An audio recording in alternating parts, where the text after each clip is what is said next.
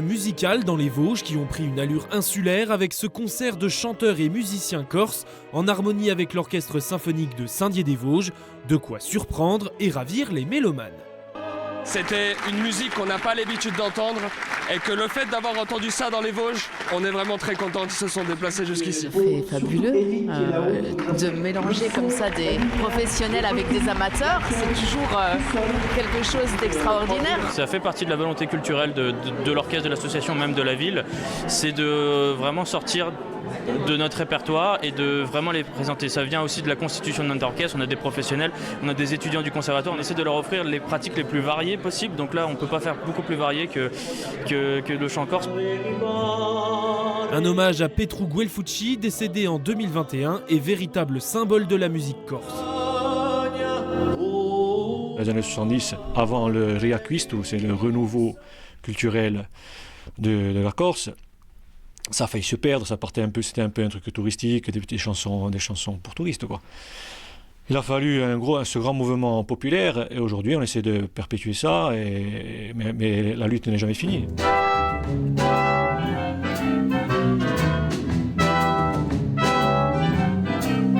Un événement qui a pour vocation de s'exporter pour une tournée internationale et que l'on espère retrouver prochainement.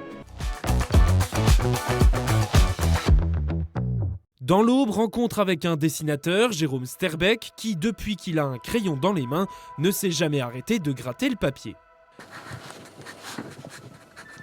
Je considère que le crayon, pour moi, c'est un pinceau de graphite. Je travaillais l'encre de Chine à une époque. C'était très contrasté et je crois que c'est comme ça que j'ai découvert le crayon.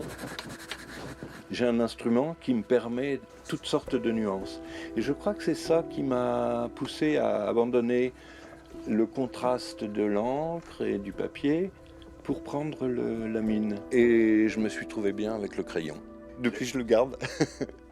L'artiste autodidacte prend la nature comme sujet de prédilection, de véritables traces de vie qu'il nous livre au fil de ses productions.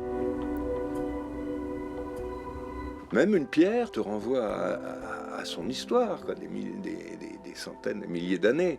Pour devenir ça, ça a été roulé dans un ruisseau, etc. Ça s'est cassé, etc. Ça a une vie qu'on peut essayer d'approcher, quoi.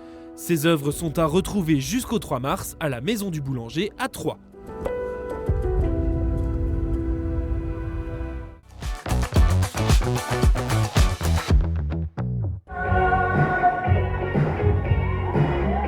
Du patin, des paillettes et des boules à facettes, on finit avec une piste éphémère de roller disco à la BAM à Metz, de la nostalgie en musique.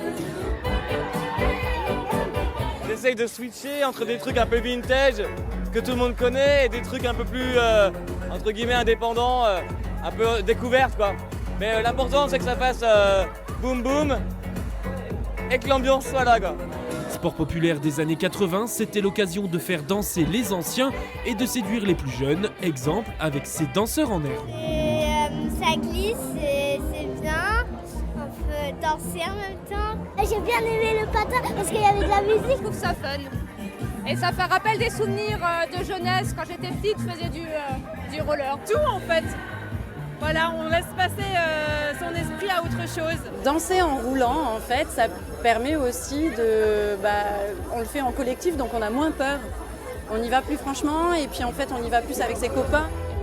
Proposé par l'association Patin Slide, des événements similaires sont à découvrir en Moselle, aux dates inscrites sur leur site internet.